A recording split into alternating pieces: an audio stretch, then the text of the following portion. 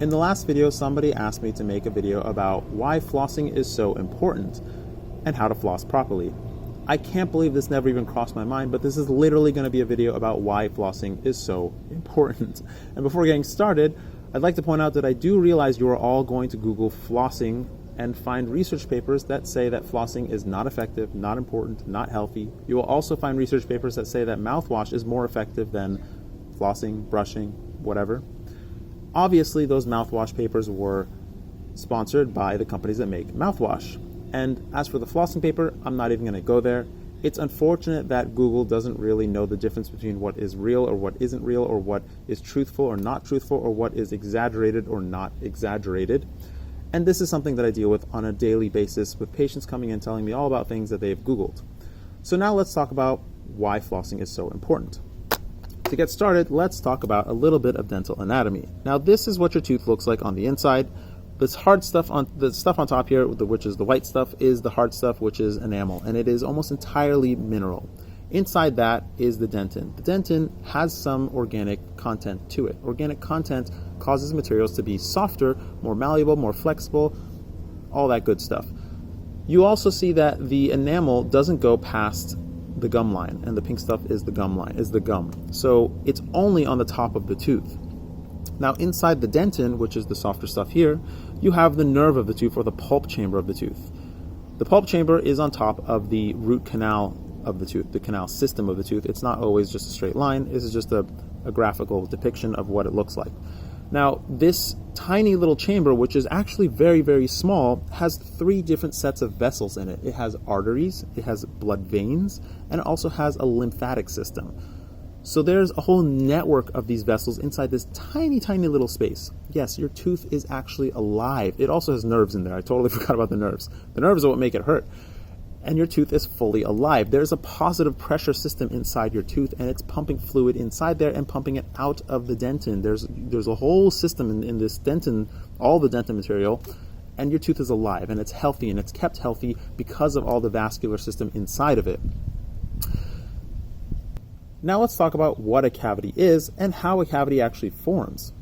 So for a year of my career, I would only work in kids. I was only in pedo.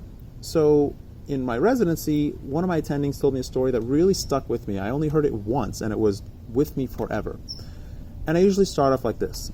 I ask the kid, do you know what a bacteria is? And they say a germ. And I say, yeah, almost, but let's think of it this way. What's your favorite animal? They usually say a dog or a cat. And I say a bacteria is like a dog that's so tiny that you can't see it, super duper duper tiny. And millions of these dogs live in your mouth. Millions and millions and millions of them live in your mouth. Do you know where they live? They live on your teeth. Do you know what they like to eat? They like to eat cookies, cakes, candy, ice cream, all that sweet stuff. You know what else they like to eat? They love milk, and they love carrots and tomatoes, because all those things also have sweet stuff in them. They are a little sweet. They're not as sweet as your soda, but they're a little sweet as well. So what do you have to do when you eat and eat and eat all day long? Constantly, you're eating everything all day long. They usually say you have to brush or floss. And while that's true, you also have to poop. And so where do you think these dogs poop? They live on your teeth, and they poop on your teeth. So when I'm asking you to brush your teeth, I literally want you to brush the poop off of your teeth. Because the poop is really, really toxic. The poop is what causes the cavity, because it melts your tooth. It just melts straight through your tooth. And that's actually true. The poop of bacteria are actually what cause cavities. The bacteria themselves are fine. It's just their byproduct that's causing the cavity. So now let's look at how a tooth, the form of a tooth. Now, if you don't floss and you just, let's back up a second.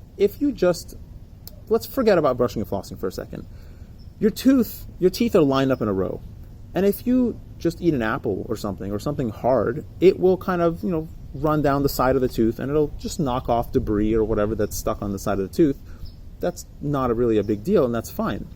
However, you can't get between your teeth with an apple. Sure, a little bit of peel might get stuck between your teeth or something, but it's not really going to do anything, and it doesn't get stuck all that often. It just gets stuck there.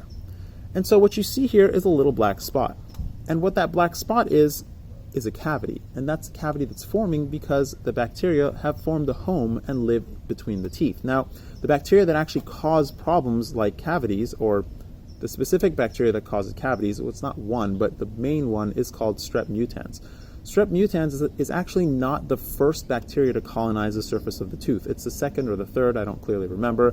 But what that means is that you first have one set of bacteria that kind of like cover everything. Everything is covered in bacteria. Everything everywhere is always covered in bacteria.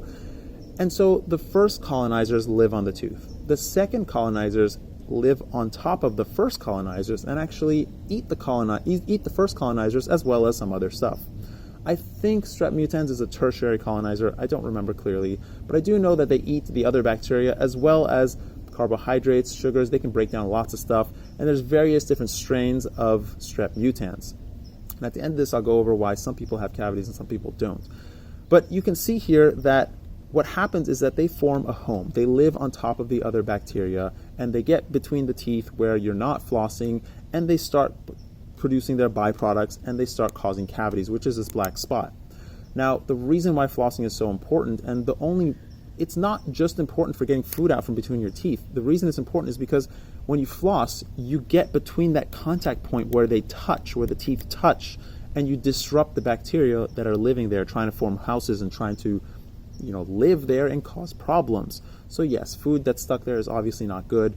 You can also get it out with mouthwash, a water pick, or whatever, but there is really nothing that's going to get between the teeth where they touch to disrupt the bacteria there. And again, you're just trying to disrupt their home. You're trying to get them to budge so that they have to spend more time creating a new house so that they can do what they want to do and cause problems. And that's called a biofilm. What I'm talking about here is a biofilm. Biofilms are some very dangerous things, and they can cause a lot of problems. A lot of diseases that travel around hospitals are as a result of biofilms. So we're always trying to battle biofilms. So now we've talked about the anatomy of the tooth. Let's continue.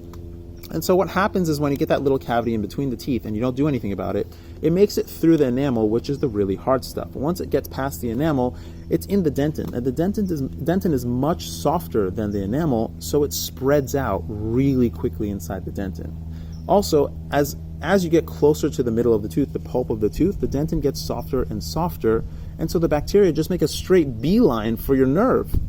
Along this way, when you get to this point, and don't look at the center part, that's a different kind of cavity, that's a cavity on top of the tooth. I'm only talking about this on the side for now. And what happens when you get to this point is that you usually have a lot of cold sensitivity, and it just starts to ache like crazy. And as it gets closer and closer to the nerve, you usually end up with a toothache that is so bad that you can't eat, you can't sleep, you can't breathe, you can't think, you can't do anything, and you are sitting outside your dentist's door waiting for him to show up in the morning so that he can give you the shot. You're begging for the shot to take you out of pain, and this happens on a regular basis because this is so common. Cavities are ubiquitous. They happen all over the world, and the rich, poor, it doesn't matter. Everybody gets cavities. I'll get to the end where some people do and do not get cavities, but for the most part, everybody gets cavities. Everybody can get cavities. So let's put it that way. Not everybody gets cavities. Everybody can get cavities. So once it gets to the nerve of the tooth, once it reaches the nerve of the tooth, somewhere along the way here, your body will eventually just think, okay, this tooth is too painful. Let's just kill it. And it kills the tooth, and now the tooth is necrotic, and everything inside the tooth is dead. The bacteria has entered the center of the tooth, the pulp chamber, and it's now has like a freeway track straight down to the end of the tooth. It gets underneath the tooth here, and now you get a different kind of colony of bacteria that are much more dangerous and much more infectious than the original colony of bacteria. Like I said, there's multiple different bacteria in this whole system, and tertiary, quaternary, all these different bacteria that live on top of other bacteria. When you get down here, there's no air. These are the anaerobic bacteria. Those are the ones that actually cause a lot of problems. Those are the ones that smell really putrid and really, really bad. And so what's happening here is that this is all dead. All this black stuff is dead. And now the bacteria are underneath the tooth in the bone. I know it's pink, but this is actually the bone underneath the tooth. The gums are the only part that's pink. The bone is actually white. And so this causes just melting of the bone. The bone just melts away, and the bacteria make a little house for themselves. Now your body battles this by making, I'm not even going to get into that. Body battles this in some ways. And so you may, again, throughout this entire process, you may or may not have pain. A lot of times it happens without pain. most of the time it happens with pain. However, at this point, usually you do get some pain when you chew. And so again, you're back at the dentist with a big bubble on the side of your gums that's pouring pus out of the side of your mouth. And so that's what we have to deal with. And yeah, I'd like it to not get to this point. So let's just not go any further than that and just say flossing is important because you have to get between the teeth to disrupt the bacteria that are causing the cavities and try to prevent them from creating homes. So now let's get to how you floss properly. So the way you floss properly is, first of all, you floss every single tooth, or you only floss the teeth you want to keep. That's the joke the dentists love to say, which I think is really stupid, but whatever.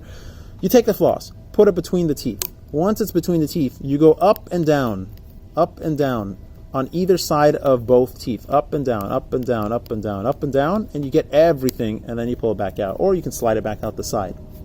You don't put it between the teeth and slide it back and forth in and out like this. That just cuts your gums. Don't do that. A lot of patients do that and they think that's the correct way to floss because that's how Bugs Bunny flosses. And yes, I've had patients that come in and show me how they floss and they just floss their two front teeth because that's how Bugs Bunny flosses. They literally learn how to floss their teeth from Bugs Bunny. You put it between the teeth, run it up and down, either side of the tooth, and that's how you floss. You do this every single day. You disrupt the bacteria. I personally do it 4 or 5 times a day just as I feel fit. If food gets stuck between my teeth or whatever, and then I always floss at the end of the day at night before I go to bed because I don't like crap between my teeth. I'm going to stop there because I don't expect any of you to have even listened this far, but I could literally talk about this for years because that's what I had to go through. Anyways, let's cut it short here. Please floss your teeth because it is very important, very, very important. And oh yeah, I was going to tell you why some people do and do not get bacteria. So there is one field of research that is striving to make something called superbacteria. And superbacteria are, well, they're superbugs that are the ones that cause the problems.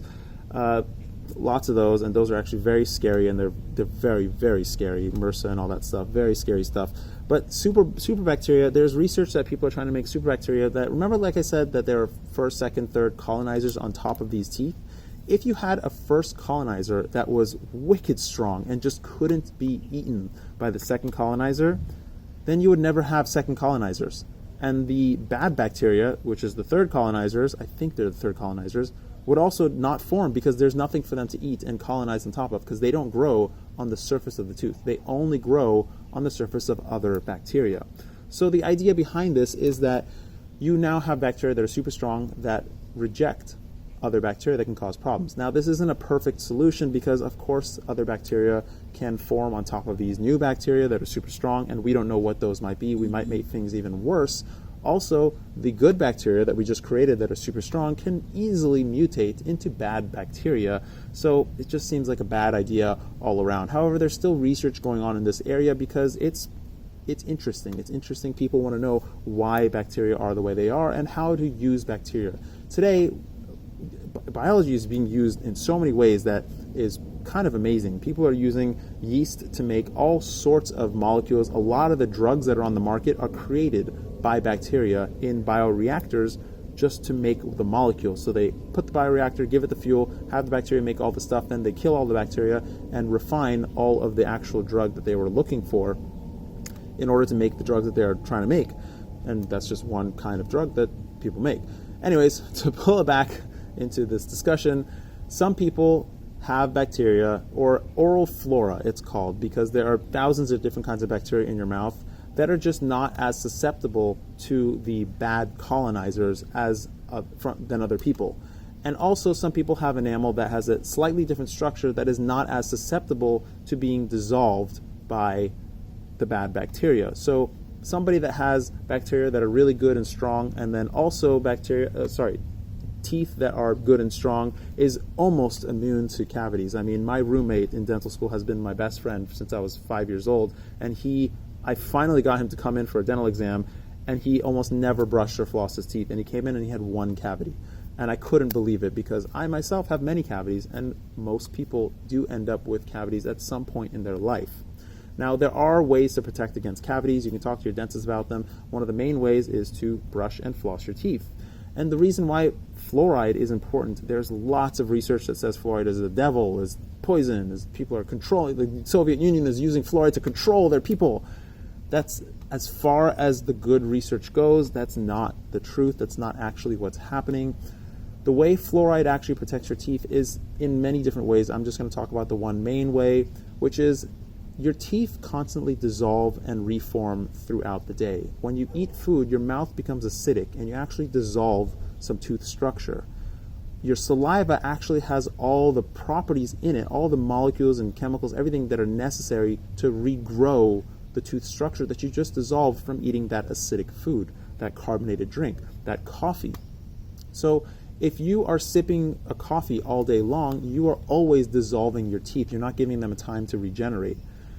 When they do regenerate, and there's fluoride in your mouth at the same time, they incorporate the fluoride into the structure that they regenerate. And that new structure is far less susceptible to being dissolved by acids that come out of bacteria than they were previously. Now, this is a very thin layer, and once you have formed this layer, it's very difficult to form another layer on top, or just very difficult to keep forming these layers, because in order to form more layers, you need to dissolve the structure to make more. So a lot of the time, dentists will actually use a very strong acid to dissolve the surface of the tooth and then put fluoride in the mouth to allow the tooth to regrow that surface of the tooth with the fluoride and protect everything together. Now, I'll go over one other way that fluoride really does protect a lot of things. If you have bacteria that do end up creating an acid that's so strong that they do end up dissolving that surface layer of the tooth that has fluoride incorporated with it, the fluoride ions are released and they get drawn up by the bacteria as well. And once they're inside the bacteria, they kill the bacteria. So the fluoride is actually antibiotic at the same time, and it's only antibiotic when your tooth gets attacked. And so that's really awesome for us, because we not only have created a tooth that's much less susceptible to dissolving, we now have created a tooth that has a time bomb inside, that when something does happen, it literally explodes and just kills everything around it. So it's awesome. That's why we like fluoride. Now, there are some alternatives. They're not quite as good as fluoride, but xylitol is another alternative. It's a natural sugar that is also antibacterial and has shown to have very, very great benefits to the upper respiratory system, as well as your teeth, your oral tissue, everything around the area. Just, I could literally go on forever. So pretty much just don't smoke. The vapes are also not good. Nicotine is just not good in your mouth. The vapes are not good for your lungs. Just having that chemical from the vape into your lungs is also not good. Historically, smoking has been bad, not only because of the nicotine, because actually having burnt stuff in your mouth stunts blood flow, and blood flow is very important to everything in your body and healing your mouth and everything. So smoking is really, really awful, not only for your mouth, for your whole body and for your entire bodily health. The vapes, I originally thought they would be better, but they have a host of their own issues, and they are equally as bad as cigarettes. Unfortunately, I have been trying to get patients to switch to vapes and then switch to the patch and the pill to eventually ward off smoking and nicotine altogether. I've been moderately successful. Smoking cessation is one of the hardest things in dentistry that we deal with. I'm just going to stop here. Anyways, take care. Ask me whatever questions you like. Happy to answer them. And if you have if you would like any dental advice or dental need, please ask me also.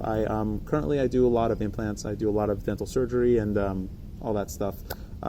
Yeah, take care. Floss your teeth. Bye-bye.